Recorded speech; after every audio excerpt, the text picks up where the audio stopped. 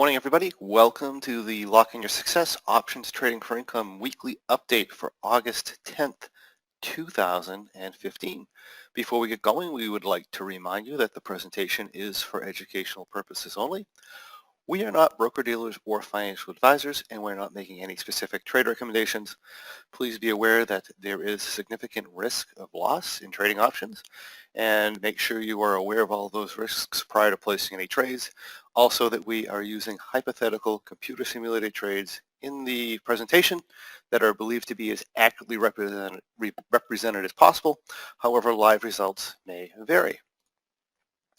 If you're watching this on YouTube or some other venue, come on over to our website, join our mailing list, get your free report, 7 Secrets to Becoming a Successful Trader, and sign up for this free weekly webinar at lockinyoursuccess.com.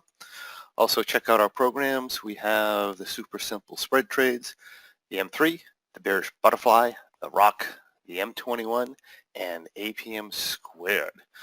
So, and stay tuned for our programs that are currently under development.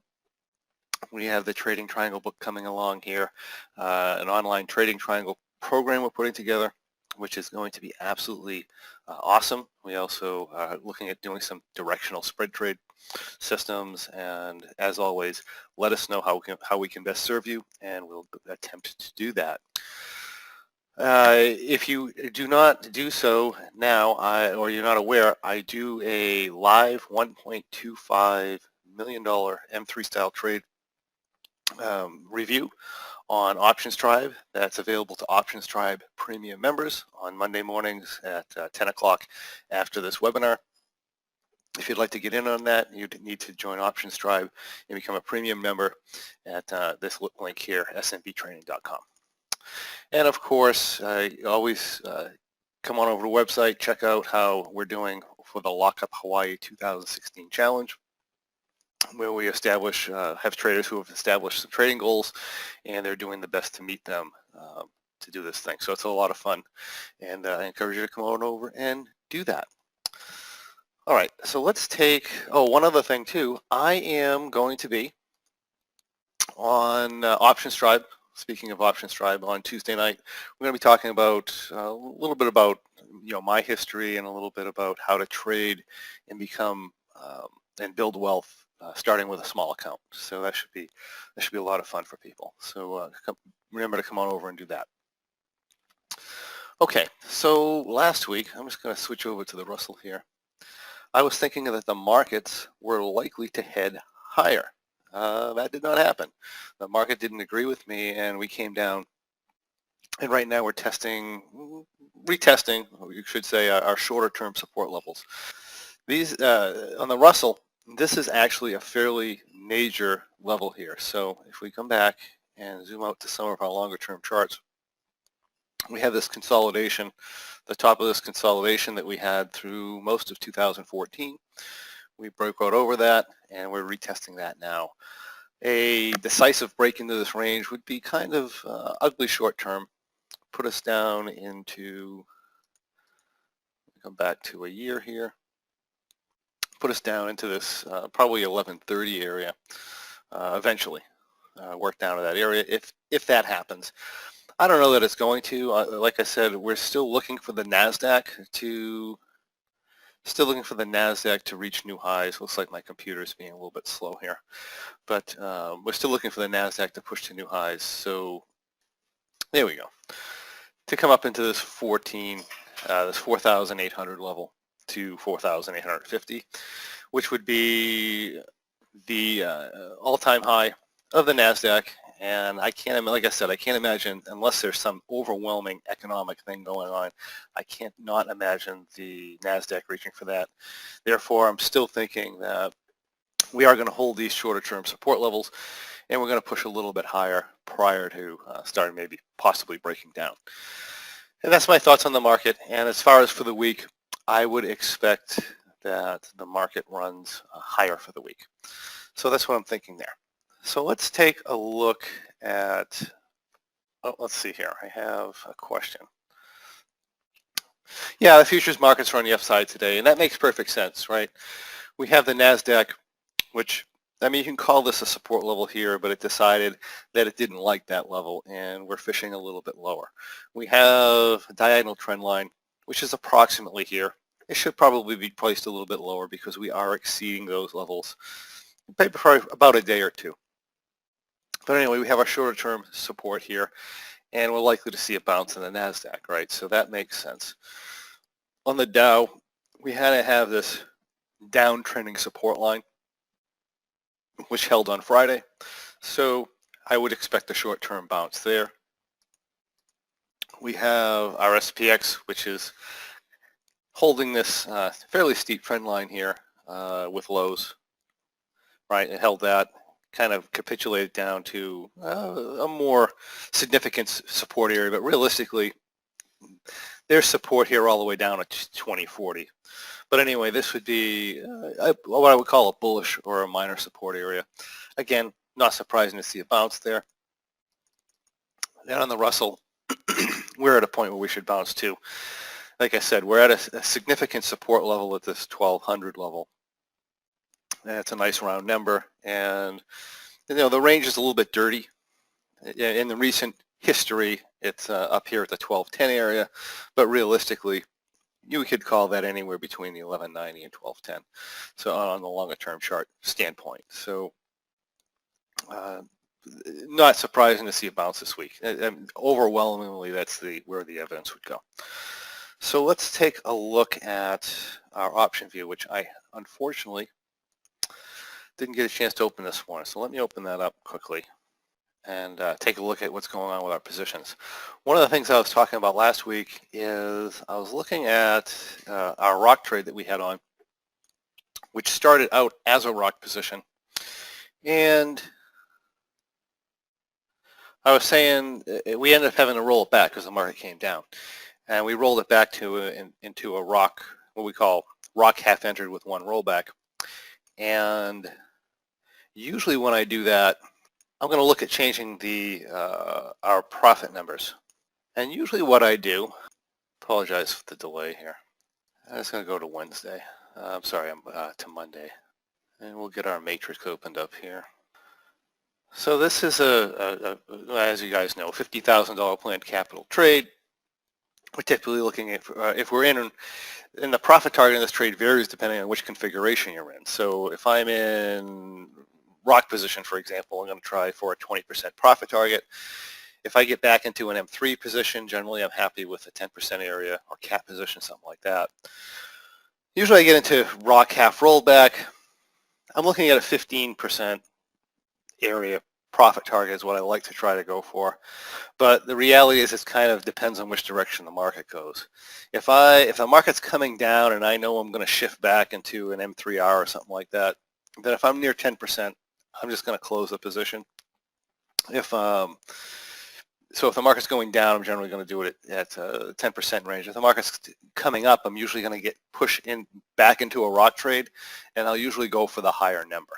And that's why I was saying last week, which I was kind of questioned on, is why do we reduce our profit target?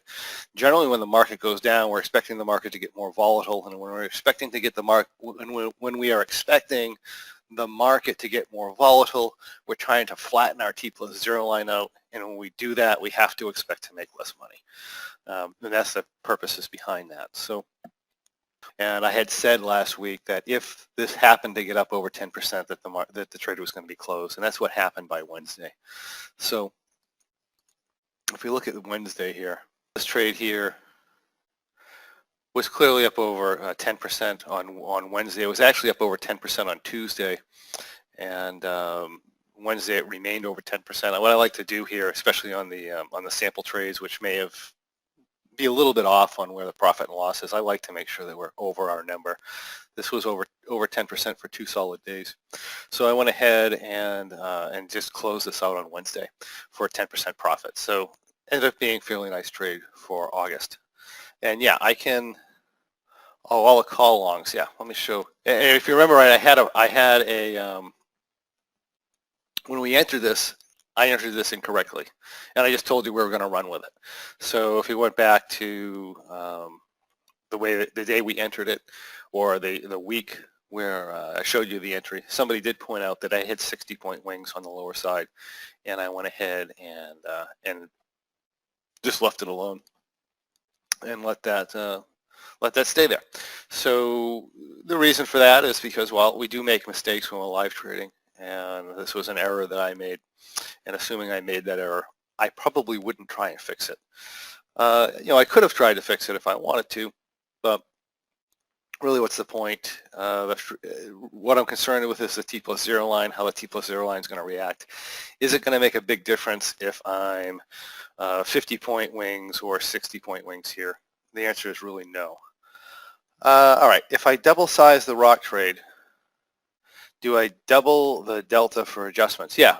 So the delta, generally with all the programs, doesn't matter what it is. If we're talking about a delta number for the trade, you have to calculate. Everything's given in $50,000 delta numbers. In other words, a planned capital trade size of $50,000, and if you were to trade $100,000, for example, you'd need to double that number. If you were to trade $25,000, you'd have to cut that number in half. So that's the way those work. If we're dealing with a delta theta ratio, however, a delta theta ratio is the same regardless of trade size, because ratio is a ratio. All right. The access to T-log for this rock trade, yeah, it's actually pretty simple. Let's see, we had an entry here on the 22nd. We had a rollback on the 27th because of a maximum delta number, and we closed it on the 5th. So very simple trade, one adjustment in the middle there. And like I said, would I have been able to make more money with this trade? Yes. In the sample trades, we're just trying to be as conservative as we can, follow the programs generally as closely as we can, except for when we made an error here. That's all we're trying to do here. So definitely possibility to make more money in this place, in this particular trade. All right, so that's that. Our bearish butterfly for August was closed quite some time ago at a gain. The V condor was closed, well, it was closed I guess 2 weeks ago now at a small loss. And the only other thing we have on is going to be our M3 trade for August. So if we run to August here, M3, this is the position we were in. Well, we'll say as of Tuesday, which was the same position we were in as of Monday. So let's just take a look here. Positions up about $3,100, $5,000 profit target. We have a delta of minus 70 on Tuesday, and we're getting near the edge of the 10. So we're getting near a potential adjustment, which we actually came up on Wednesday. So if I move to Wednesday, and this was kind of one of those gray areas, do I adjust it or do I not? We're at like minus 86. Usually we get to the edge of the tent. We like to see it around minus 75. We're not really quite at the edge of the tent, but so what I did here is, this is a good thing, is you don't have to make these major adjustments, especially if you're larger position size, or if you know how to make minor adjustments to small positions. You can certainly come in here and make a small adjustment. That's what I did. So we made a small upside adjustment here, right, and just did 2 12.10, 12.20 verticals, brought us just under minus 70, which is pretty much exactly what we're looking for with this positioning in an M3 trade. And from there, we didn't do anything till Friday. So Thursday we had a pullback, which hurt us a little bit profit and loss wise. We're now positive delta. Looks something like that. And then Friday, prior to adjustment, we were here, right? So we're only allowing around positive 50, but I don't adjust these intraday. So that being the case, we are positive 125 here towards the end of the day. If we look at where I am in relation to my short strike here, This gives me an option. I can either take the whole thing and roll it back, say 20 points maybe, and do it that way, which is within the program. But the M3 program, especially for the more advanced people, they allow other possibilities. Generally, I don't like to roll back my 1190s unless we're clearly under 1200. We're still 14, almost 15 points from that. So that being the case, I'm generally not that interested in rolling the whole position back. So a lot of times what I'll do is I'll just roll back some of these short strikes here at 1220, and that's going to create, and I don't remember the exact move I did. Actually, I could probably look at the T-log. Yeah, I did 7, 1220, 1200s, right? So I can do something like this, which will give me a delta correction with fewer moves. Unfortunately, it also puts me in this really high gamma position where I get hammered with a move in either direction, which is essentially your typical income trade that most people teach you. And what I don't like about this is if we start to get these really harsh moves, we're just going to lose money to the upside and the downside. In other words, it drastically reduces the probability of the trade making money. So to compensate for that, I will roll back some of these, right, to flatten that out, which is what we did, and I actually flattened it out even more than that. I came in here with actual nine of these up here. So I did the 7-lot condor, and then I added another 2 verticals here to put us inside of our maximum delta range, still positive delta, but flattening out the T+0 line considerably. So this allows the market now so that I won't lose this position if the market decides to take off to the upside, which it often does after some really harsh down moves. And I've corrected my delta issue here. So Thursday was the big down day. Wouldn't I have adjusted this? Wouldn't I have done this M3 adjustment end of day? Well, yes, I did do it end of day. I'm just showing you what it looked like at 1500. Oh, okay, Thursday. Let me go back to Thursday. Anyway, this is the adjustment that we did on Friday. Let me show you, let me clear the trades here. And I'll just show what this looks like at after the adjustment at 5:30. This is, I'm sorry, at 3:30. We're up about 3,200, and this is what the actual position looked like at that point. So addressing the question is, why didn't I adjust it Thursday? I don't believe we were outside of delta limits Thursday towards the end of the day. We were not. We were positive 38 delta, which is within guidelines. So there was no reason to make an adjustment on Thursday, which is why yes, that was the big down day, but that was also within guidelines, so there was no reason to do something that day. In this particular position, had I been adjusted a little bit differently, or if I adjusted more aggressively to the upside earlier in the week, then yeah, that may have called for an adjustment, but this one did not. Okay, so that is essentially what we have for our August positions.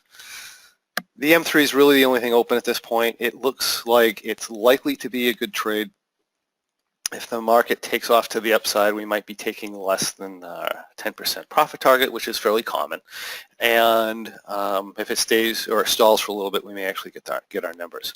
But let's take a look at our September positions, which actually didn't have any adjustments. So I'm just going to go to Friday and show you where we sit with our September positions. So if I take a look at, let's see, September Bearish Butterfly. Obviously, we was very happy with this down move. We have made no adjustments to this position since it was entered. And it is, as of Friday, it was up 37.80. It's going to obviously draw down this morning because we have a fairly large gap up, it looks like.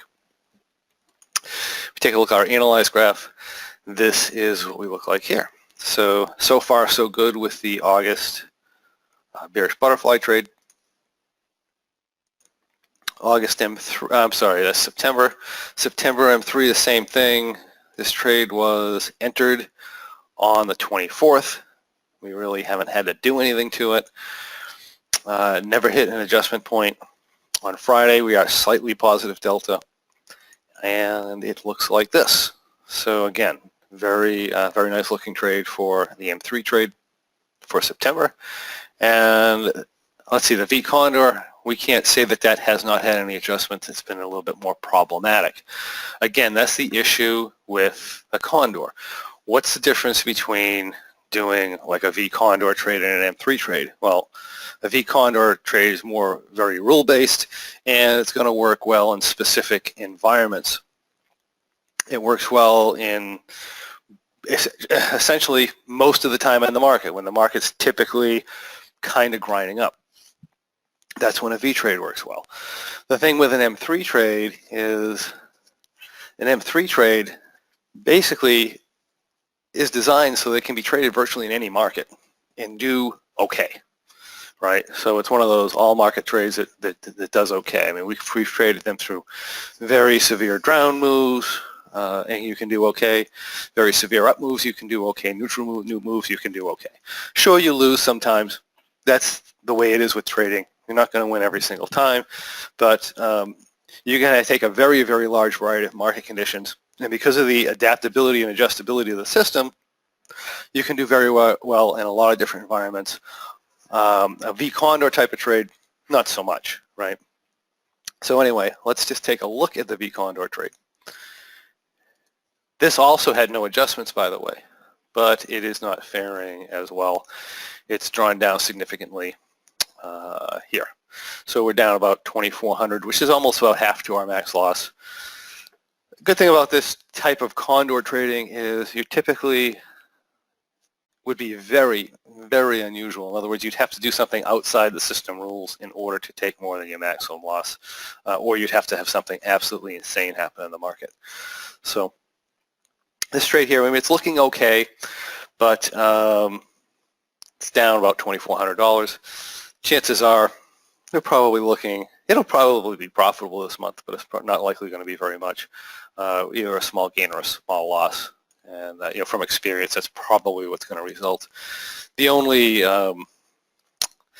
if we end up having certain things happen, like the market kind of comes down in here and hangs in here and pulls into here towards expiration, then we may end up making something here.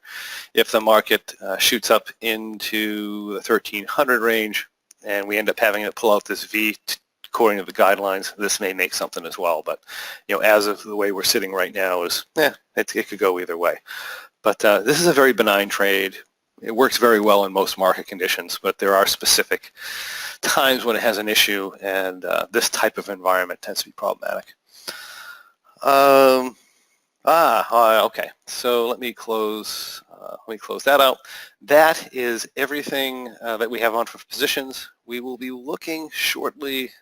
Well, I guess not until a couple more weeks before we actually initiate any more trades. So we'll see how these how the August works out. The August M3 works out next week, and we'll go from there. So I have just a comment. If I could talk a little bit about the chaos and option view last week and things like that. So option view had an update that came out, and let's. I'm just going to put a trade up here. Let's put the September M3. Generally, I don't know if you guys know it or not, but if you have, option view has this thing called CEV modeling, and it's designed to, and we use that in our model. And let's see, I don't even remember where it is. I think it's in the volatility model somewhere. Right, enable CEV modeling.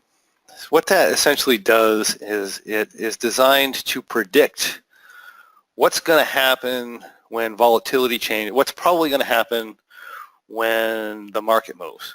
So in other words, typically if the market moves down, you're going to expect a significant volatility increase if it moves down hard especially. And this line here, if you without CEV modeling, is going to predict with a consistent volatility.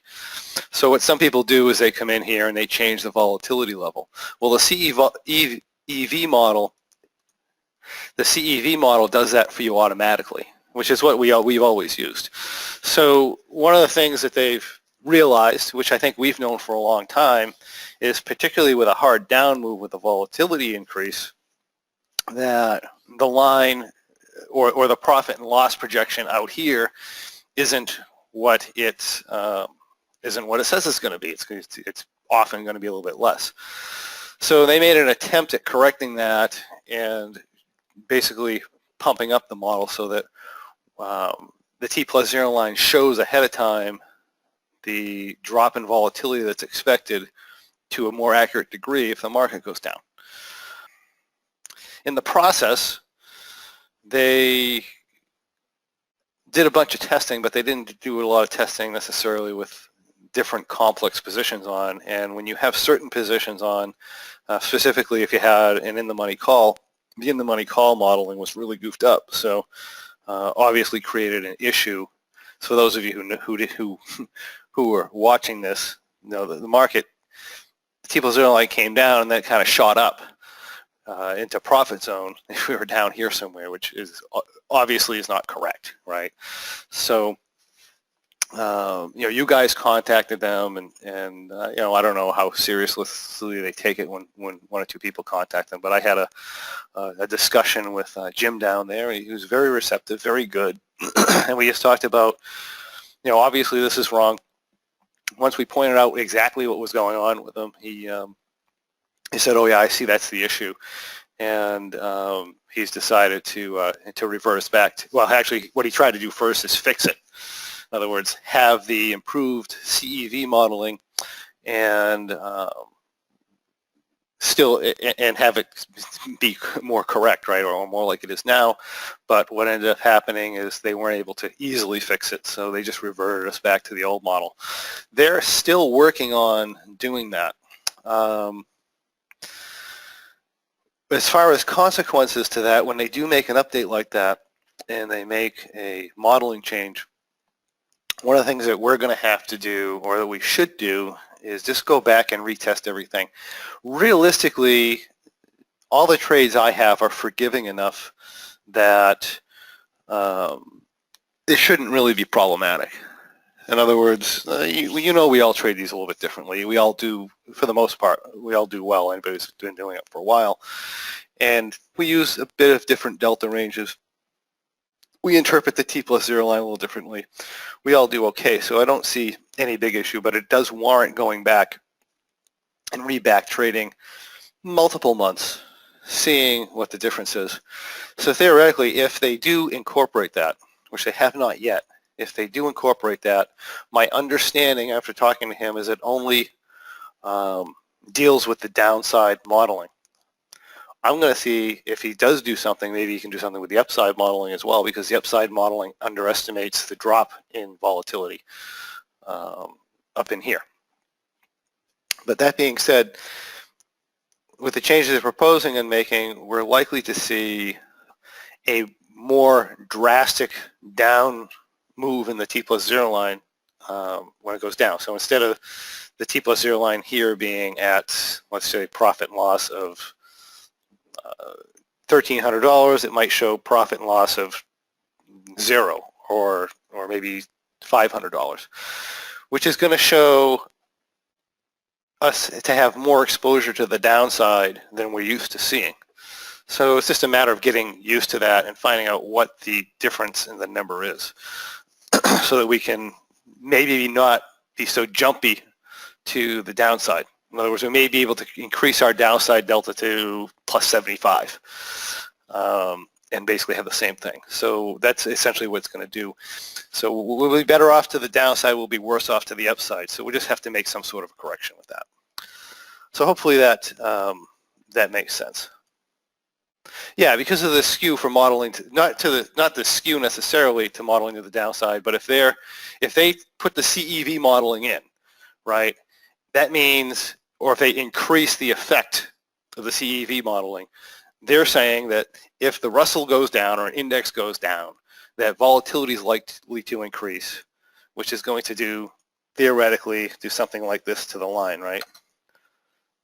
Drop the line back. And it's going to change your T+0 line back here. So here it's assuming, when the market's here, it's assuming the volatility levels are the same. When the markets come down, it assumes that the volatility level is going to go up. And in order to fix that projection, they're going to have to give you less profit and loss here, which is going to make the line drop off faster to the downside. Hopefully that makes sense. Generally, that's what's going to happen there. And we're going to have a slight variation in the way the T+0 line looks. I don't really think it's going to make any difference. So that's all stuff that we can work with.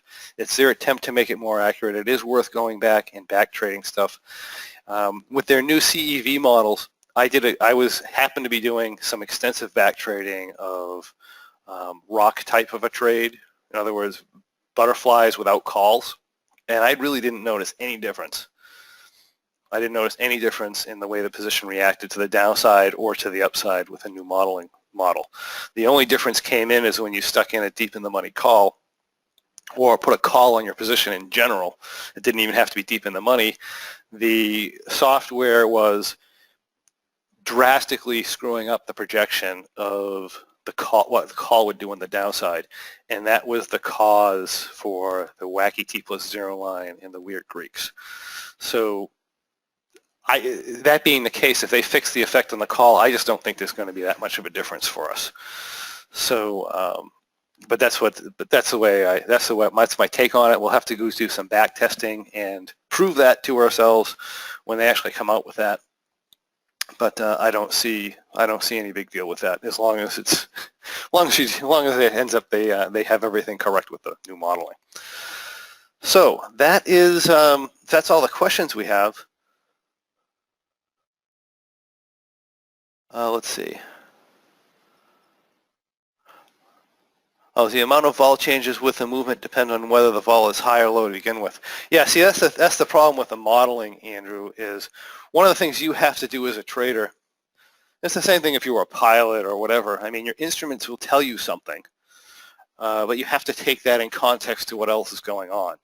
So, you know, we have to, if the market comes down hard, with their modeling, they're making an assumption that if the market moves down 4% or say 5%, that you're going to have a volatility increase of so much, right? They found out that they were underestimating what that volatility increase was on the indices, so now they raised it up. However, that may or may not happen.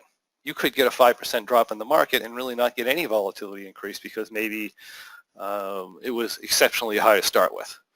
Right, so in which case you would not get that drop off.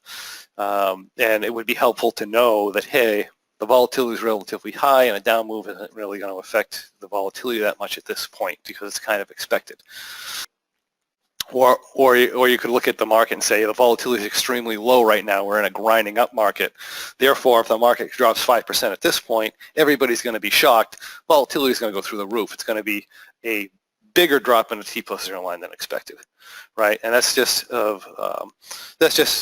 using your experience and what you know about what's going on now to kind of predict in your head what kind of volatility effect you're going to have on your position. And that's something that you kind of have to learn, and you have to be aware of other stuff. These instruments aren't perfect. They're just making certain assumptions that when the market moves that this is going to happen to the volatility levels. That isn't necessarily going to happen, but they're trying to make it so it's more accurate than it has been. Okay. So, and thank you, Dale, for the comment. Dale just commented that I provide a lot of valuable info in the Monday morning updates. And I try to do as much as I can, and thank you for that. All right, so that is, if there's no further questions, that's essentially what we have for this week. 2 more weeks in August, so we're winding down August. Get your results in if you're on the Hawaii challenge, please, and we'll, when you get them done. and we will speak to you next week. Have a great week trading, everybody.